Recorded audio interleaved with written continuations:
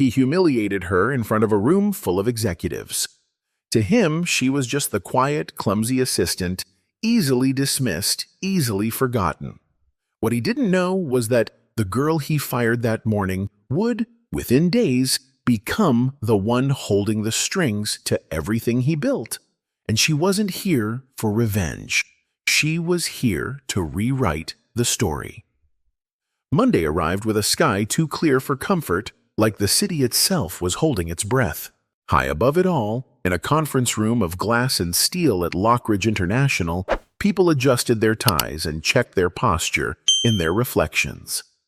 Everything here gleamed sharp lines, sharper expectations.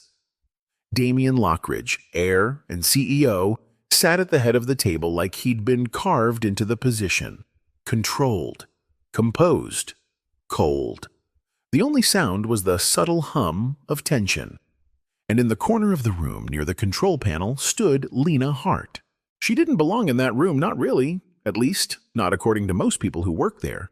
She was the executive assistant, quiet, polite, always a little too early, a little too careful, easy to overlook. But Lena had always known something no one else did. It's the ones no one sees who often notice everything. The presentation began. Slide by slide, it built a case strong, strategic, promising, until it came to the core of the company's new financial strategy. Then the screen stuttered, glitched, and died. In its place, an error message. Unsupported format. Please check source file. The silence that followed wasn't just uncomfortable, it was absolute. No papers shuffled, no one cleared their throat. Even the city noise, hundreds of feet below, seemed to disappear. The investor's rep tilted his head, not unkindly, just waiting. Then, slowly, Damien turned toward Lena. "What file did you send?" he asked. Not loudly. But in that moment, his voice was the only thing alive in the room. Lena's fingers moved fast, unlocking her laptop. Her heart picked up speed. She knew. She knew she had sent the final version. She'd reviewed it at 2 a.m., saved it twice, emailed a backup. But somehow, there it was, the wrong file. An older version, barely formatted. I sent the right file," she whispered. There must have been a syncing issue. Damien let out a laugh, quiet, sharp. "A sync issue," he said, dragging the words, as if they were bitter on his tongue. "Do you think this is some kind of school project?" "I'm just saying," he stood up. And that's when the cutting began. Millions invested in this quarter, countless hours, all undone by an assistant who can't send a file. He turned to the board. "This is what happens when we hire for diversity over merit. She looks good on paper, young, polite, easy to place in PR photos. But in the real world, she breaks under pressure." A chair scraped across the floor. One of the investors got up, collected his coat, and walked out. Silently. Damien didn't stop. His words came colder now, calculated. "I used to believe anyone could rise with the right support. But some people," he said, eyes locked on Lena, "are meant to watch from the sidelines." Lena didn't speak. She didn't cry. She didn't plead. She simply looked at him, and in that gaze, there wasn't fear, or shame, or regret. There was a silence so heavy it felt like gravity had shifted in the room. She was not broken. She was waiting. And though no one noticed it at the time, that silence, that was the beginning of everything. She didn't cry. She didn't plead or argue or even ask for a second chance. She simply stood there, holding her silence like a blade. "You're fired," Damien said, his voice sharp, surgical, like drawing a clean line through someone's future. Lena didn't speak. She bowed her head slightly, not in surrender, but as though she were gathering all her dignity, burning but unbroken into something small, something still. She closed her laptop, turned, and walked out. The door clicked behind her like a final sentence. Only then did someone whisper, barely audible, "She didn't deserve that." But no one else responded. No one wanted to be the first to fall with her. In the elevator, Lena faced her reflection. Same features, same eyes, But something had shifted. The innocence was gone, burned away in a single moment. Her hands trembled not from fear, but from holding back everything she could have said. She still didn't know how the file had been switched, but she no longer needed to. What she would remember forever was how he had looked at her, what he had said, and that none of it had been to her, only about her. She smiled faintly at her own reflection and whispered, "I'll come back," but not as a secretary.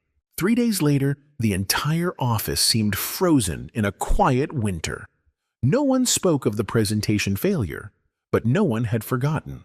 Least of all, Damien Lockridge. He wasn't a man who obsessed over small errors, but something about this one wouldn't let go of him. Something hung in the corners of his thoughts like frost on a window, refusing to melt. It wasn't just the mistake. It was the silence Lena had left behind, the look in her eyes. Not rage, not heartbreak, but something more dangerous. The unsettling calm of someone who already knew they were right. Thursday morning, a short email arrived from IT error confirmed as internal server sync issue. Upload not user error. The message was 5 lines long, but it read like a confession. Damien stared at the screen, the words prickling across his skin. He didn't reply, he didn't forward it, he just deleted it, then stood, slowly, as though breathing in that office had suddenly become too heavy. That afternoon, preparations were underway for a confidential investor meeting, easily the most critical of the year. The name on everyone's lips, William Maddox. In global finance, he was a shadow that moved empires, a man known as the ghost who owns what others chase. He had never lost a negotiation. He never spoke more than necessary, and he was impossible to impress. Damien walked into the boardroom earlier than usual, trying to steady whatever unnamed tension still tugged at him. Then the doors opened. William Maddox entered, tall, composed. His silver hair and still gaze carried the weight of every room he walked into. Damien stood to greet him. They shook hands, but William wasn't alone. Behind him walked a young woman, elegant, poised, quietly radiant. No diamonds, no dramatic entrance, but the moment she stepped in, the room shifted, fell silent. She walked like someone who didn't need permission to be there, like someone who had returned. Damien's breath hitched. Lena. She was dressed simply, confidently, her expression unbothered. She didn't look at anyone else, just him. And her gaze was devastating. It wasn't angry. It wasn't vindictive.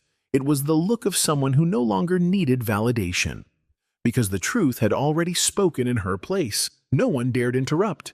Until William took his seat and said calmly, as if it were a footnote in a long story, "This is my daughter, Lena Maddox. She'll be co-leading this investment." There was a rustle of shock. A pen clattered to the floor. Someone whispered something about last Monday. But Damien Lockridge heard none of it. He felt the sound drain from the room, like time itself had been ripped apart and slowly rewound. He looked at her, and she looked at him, not as a secretary, but as someone who had already returned to the room he thought he had locked her out of. Her voice was soft, but it didn't need to be loud. "Tell me something," Lena asked, steady now, her gaze anchored, unshaking. "You never asked for my full name, did you?" The room fell into stillness. Damien Lockridge couldn't answer, because she was right. He never had. To him, she had always just been Lena, a name on a coffee run, a name in a meeting request, a name among dozens. He had never once considered that the woman in quiet heels and modest blouses, the one who took up so little space she sometimes seemed to vanish into corners, could walk into the boardroom beside William Maddox and own it. She looked at him now like he was a stranger, and maybe he was. The meeting continued. William outlined his vision, precise, compelling, strategically generous. But Damien heard only fragments. The rest of him was busy facing a reflection he had never wanted to meet: ruthless, dismissive, shallow. He had been so sure, so certain. And now he sat watching his mistake lead the room with more grace than he'd ever managed to muster himself. When the meeting ended, everyone stood. Lena didn't speak again. She walked toward the door, calm and quiet, but just before passing his chair, she paused. It was only a heartbeat. But in that moment, Damien understood exactly what she was saying without a single word. We're not in the same place anymore, and you don't get to call me assistant ever again. Then the door closed behind her. But this time, it wasn't the boardroom that had shut him out. It was the possibility of going back. And that silence she left behind, it was louder than anything she'd ever said. That night, Damien didn't sleep. He had lived through worse scandals, shareholder walkouts, billion-dollar mistakes, but none of it had ever left him feeling quite so small. Because this wasn't about his image, or the press, or the board. It was about a woman he had dismissed without thought, who had turned around and beat him at his own game, without even raising her voice. She hadn't retaliated. She didn't need to. She'd simply placed her winning hand on the table and walked away. At midnight, Damien opened a blank email. No subject line, no formal tone, just one sentence. I was wrong. You deserved respect from the beginning. He read it 3 times before pressing send. He didn't know why he used you instead of her name. It wasn't like him, too personal, too bare. But something in him understood that, for once, the business walls didn't matter. Because between him and Lena, it had never really just been business. By morning, her reply was waiting. 1 line. Next time, verify the truth before you destroy someone. No greeting, no sign of forgiveness. Just a sentence sharp enough to remind him she wasn't broken, and she never would be. Damien stared at the screen.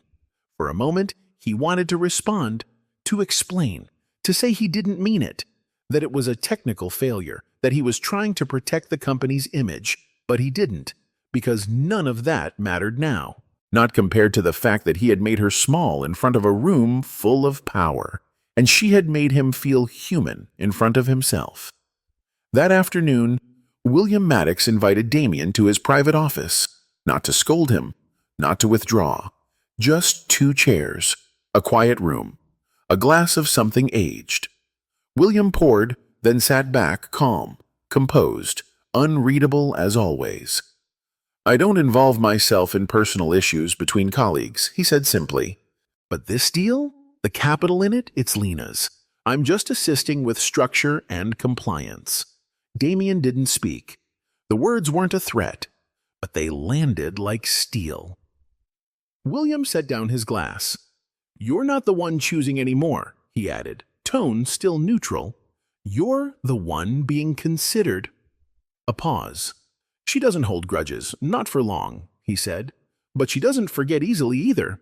That girl's memory is sharp, like a blade wrapped in silk. Damien nodded slowly. I know. And he did, because the cut she left behind still hadn't stopped stinging. William poured another drink, his gaze steady across the rim of his glass. If you want a seat at the table, he said, voice low, start by learning not to underestimate people. Damien didn't respond, because by now, even his own excuses sounded hollow. There was nothing left to say, only to wait. Wait and see if a door might open again. If any chance at all remained. In the days that followed, he saw Lena Hart here and there, at finance briefings, strategy updates, quiet board reviews, always punctual, always poised. She didn't avoid him, but she never looked through him again either. To everyone else, she was the daughter of a discreetly powerful investor. But to Damien, she had become something more elusive. A mirror, a question, an answer he still couldn't name. One afternoon, he stepped onto the rooftop balcony, and there she was, alone. Her silk tie loosened, the wind playing at strands of her hair. One hand resting lightly on the glass rail, the other tucked into her coat. Her eyes watched the skyline soft with fog, distant. He wanted to speak, wanted to say something human, not rehearsed, not branded, just something. But he stopped, not because he lacked the courage, but because, for the first time in his life, Damien Lockridge understood. Not every mistake earns forgiveness, and sometimes the strongest thing you can do is say nothing at all. 1 week later, everything unraveled, and this time, he wasn't the one holding the threads. It started quietly, a blog post, just under 800 words, posted anonymously on a Finance Insider site. But it was sharp, specific, dangerous. CEO of Lockridge International allegedly used personal ties with an assistant to influence a high-profile female investor. Leaked internal photos, unverified messages, unnamed sources. A company built on control, now questioned for its intimacy behind the boardroom doors. Within hours, it spread like wildfire. Lockridge Gate trended. Headlines looped. Screens blinked with speculation. And Lena's name surfaced. Not as a quote, not as a statement, just a possibility. A shadow behind the story. But she said nothing. No appearance, no denial, no defense. Her silence was like oxygen to the flames. Some said she was the victim. Others claimed she was the strategist. A woman playing a longer, sharper game. But in every version of the story, only Damien's name burned. For the first time in his career, he had no idea what to say. Reporters camped outside the building. One live-streamed from the sidewalk each morning, narrating his walk into work with a smirk. The company called an emergency board meeting. He entered the room like a man headed toward the gallows, and the first voice that spoke wasn't his enemy. It was someone who had always remained neutral.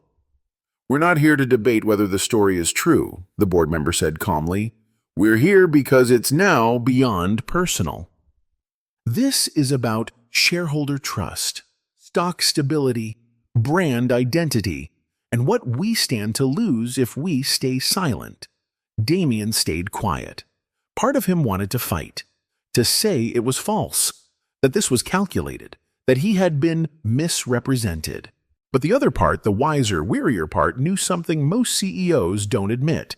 When the media gets ahead of the truth, the first voice is rarely the one they believe. And Lena? She vanished. No messages returned, no emails acknowledged. Even his calls were met with the same sterile voice. The user is unavailable to take your call. He didn't want to beg, he just wanted to ask one question. Why are you silent? The office had grown colder, not in temperature, but in atmosphere. Eyes no longer watched him with expectation. They watched with quiet caution, like people waiting to see someone fall from a great height. And the press? They began to dig. They unearthed stories, old connections, former colleagues, deals where he had worked closely with female partners who had left without much explanation. A new portrait began to form, not of a man in control, but of a man who blurred lines, one too familiar with power, and too careless with who got caught beneath it. It wasn't just the headlines, it was the way they told the story, not of business deals, but of manipulation, of blurred lines, of a man who would use anything to win, including people's emotions. Damien Lockridge had spent a lifetime building an empire on certainty. And now, piece by piece, it was unraveling. Not because he believed he was guilty, he still clung to the idea that he hadn't done anything wrong. But because once, not so long ago, he had looked truth in the eye and dismissed it. He had ignored the quiet pain behind someone's silence. And now, that silence had returned, louder than any scandal. Late one evening, long after the last light in the office had gone out, Damien stood alone. The city outside shimmered with energy, alive in every direction. But inside his office, inside him, there was only stillness. He thought about the day she walked out. Lena. Her eyes steady. Her voice gone. Her silence surgical. If he had just listened, if he had asked, paused, opened even the smallest part of himself, maybe he wouldn't be here now. Standing on the edge of everything he built, wondering if any of it had ever really mattered. He had always believed he didn't need anyone. Now, he was beginning to understand Success can't save you from yourself. And Lena, without speaking a word, was teaching him that in the most painful, honest way possible. The media didn't let up. Lockridge Gates spiraled into talk shows, op-eds, finance forums. Damien Lockridge was no longer just a CEO. He was a headline, a symbol of ambition gone cold. A man accused of crossing invisible lines he no longer had the power to redraw. And Lena, she read the articles like anyone else. She didn't flinch, didn't call a lawyer, didn't post a single thing. But every photo, every mention, every cruel opinion, it pulled her back to that moment in the boardroom, when words weren't used to question her ability but her existence. Because to some, she had always just been the secretary, not the daughter of a kingmaker, not the sharp mind in the corner, just convenient to overlook. She had let Damien fall, not out of revenge, but because sometimes people need to lose what they treasure most to understand what they never valued. But one night, that changed. She stepped into her father's study. The room was warm, quiet. William Maddox sat under a golden lamp, glasses low on his nose, reading something she knew he'd remember. "Can't sleep?" he asked without looking up. "Not for me," Lena said softly. She approached the desk, slow, thoughtful, and placed a small USB beside his hand. "A friend in cybersecurity," she said. "This is a recording.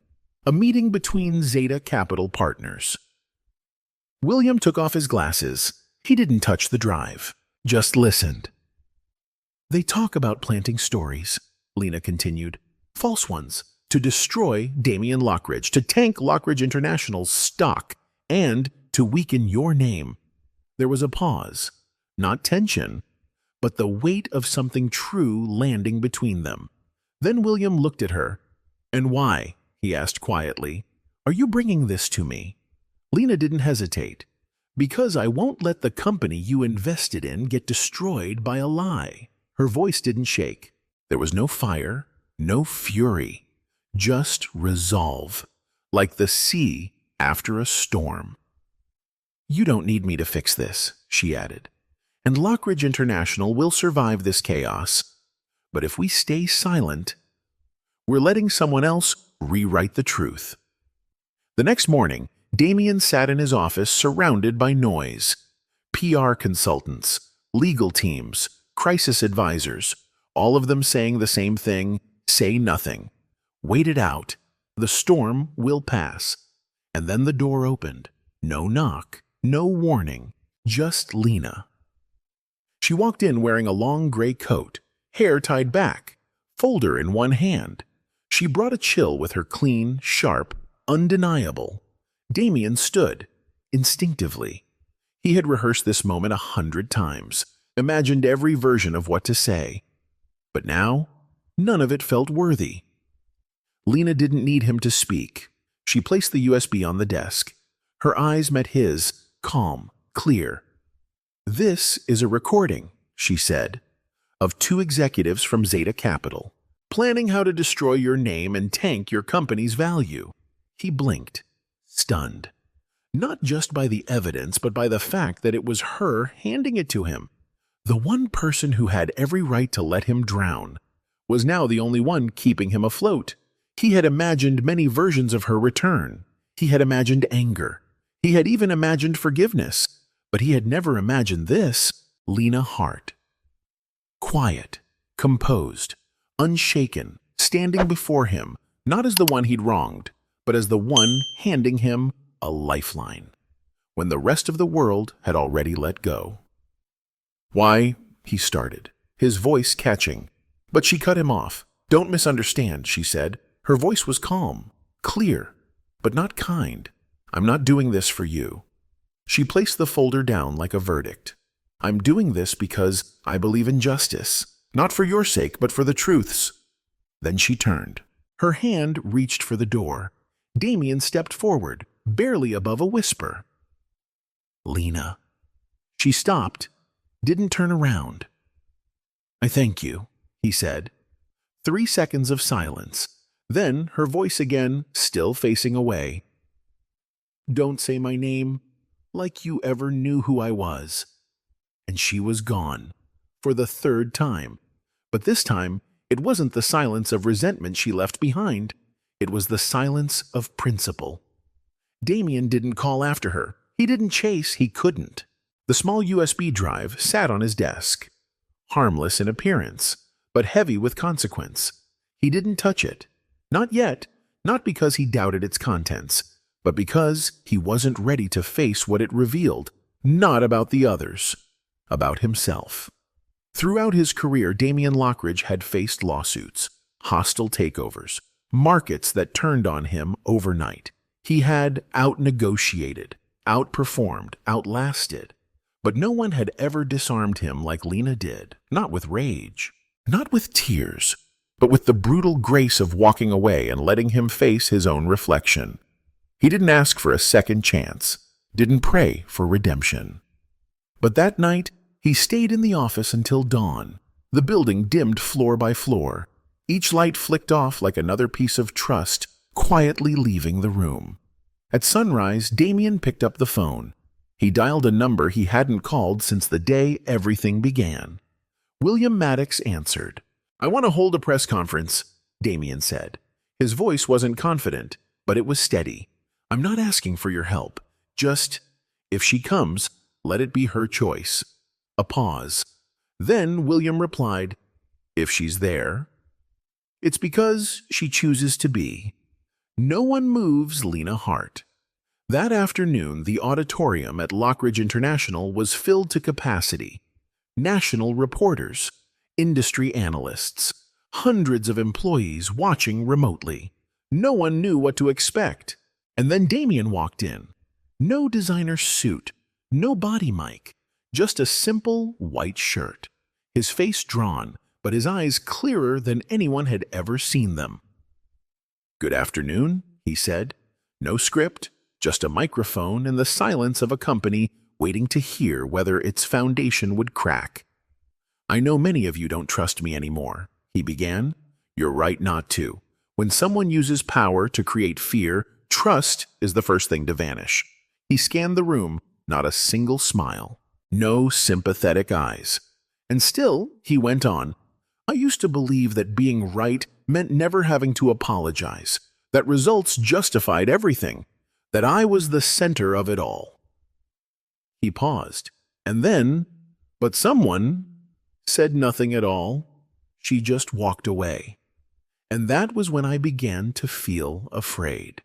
His gaze drifted toward the far corner of the room. Lena Hart. The name fell from his lips with weight. I wronged her, not just by questioning her capability, but by doing something far worse, by disregarding her dignity. A photographer lifted a camera. Damien didn't flinch. He stepped to the edge of the stage and took the microphone in both hands. No words will undo what's been done.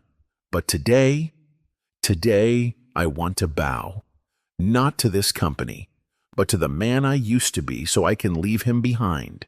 And he bowed, long, deep, unrushed. The room held its breath. It wasn't the kind of silence that asked, "What's next?" It was the kind that says, "This matters." And then, from the back row, a figure stood. Lena. She stood. Black blazer, hair pulled back in a clean, high knot. No frills, no softness, just presence. Lena Hart didn't move, didn't speak, and she didn't need to. Her gaze wasn't angry. It wasn't cold. It was unflinching. From the stage, Damien Lockridge saw her. He didn't smile. He didn't break. He simply gave a quiet nod like a man receiving his sentence and finding a strange peace in the justice of it. "I'm not asking for forgiveness," he said, his voice steady but stripped bare. "I just hope I have the courage to live differently from today forward." He pulled the USB from his pocket, placed it gently on the podium, a simple object, holding the weight of a war, and then he stepped away. No music, no moderator, no applause, just the soft sound of a door closing behind him. And in front of him, a woman who had chosen to witness when she didn't owe him anything at all. What did you think of his apology? If you were Lena Hart, would you have stayed? Sometimes the ending isn't what we say.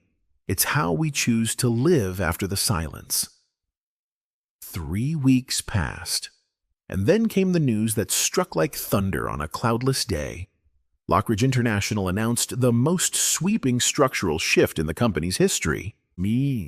Few were surprised when William Maddox was officially confirmed as the largest shareholder. But what stunned the financial world, what shattered expectations, was what came next. The strategic control wasn't assigned to William. It was given to his daughter, Lena Hart. The name lit up headlines like lightning across a silent sky.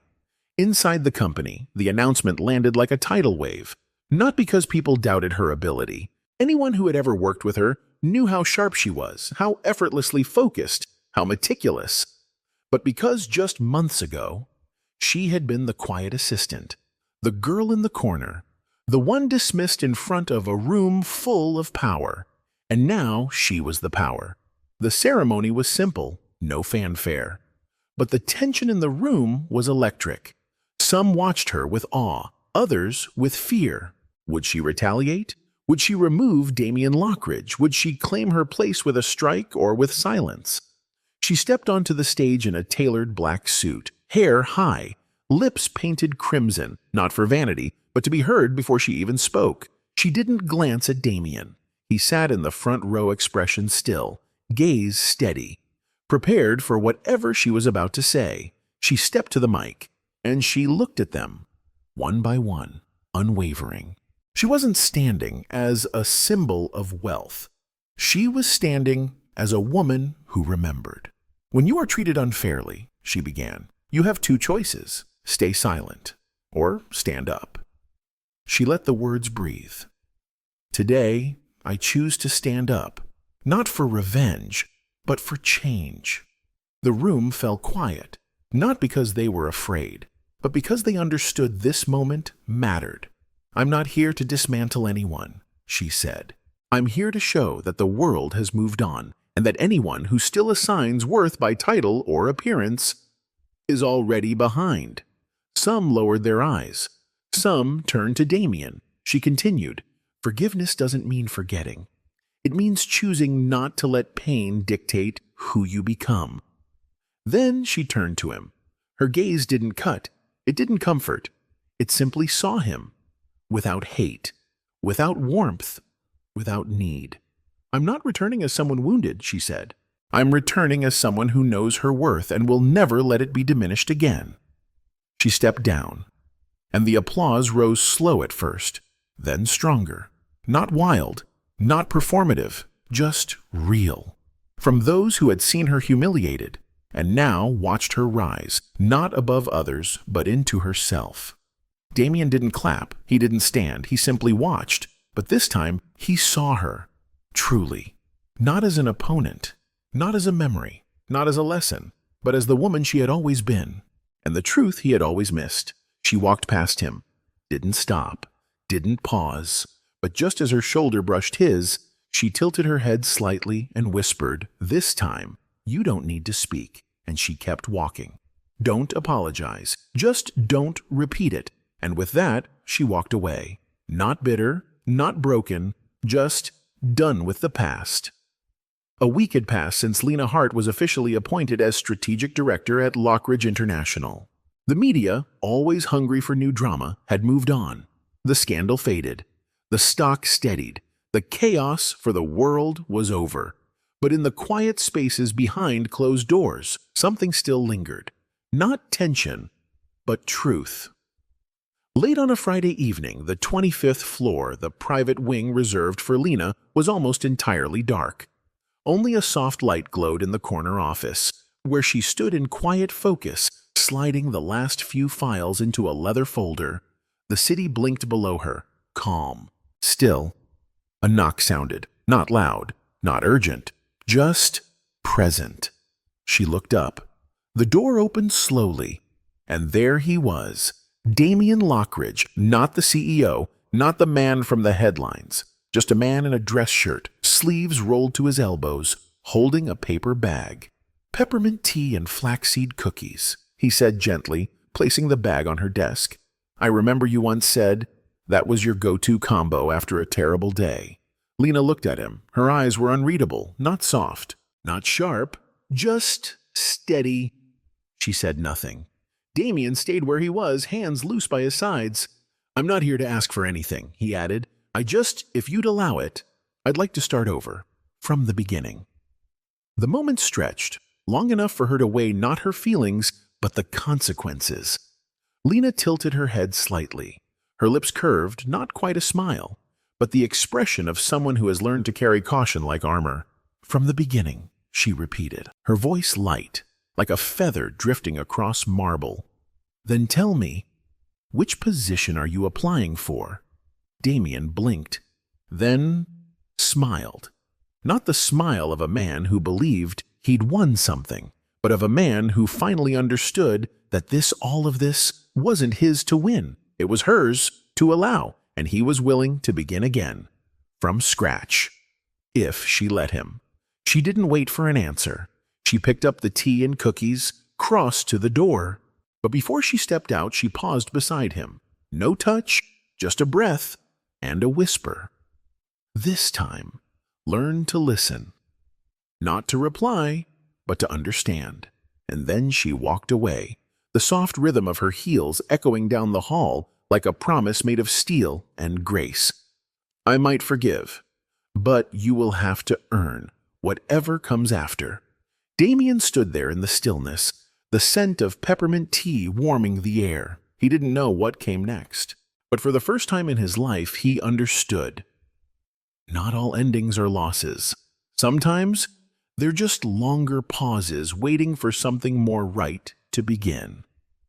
What do you think? Should Lena give Damien another chance, or should she continue writing her future on her own terms? Let us know in the comments. And if this story moved you, if it made you reflect, breathe deeper, or feel something real, don't forget to like, share, and follow for more human stories that stay long after the last word. Thank you for walking with us to the final moment. The story may have ended, but its echo will linger.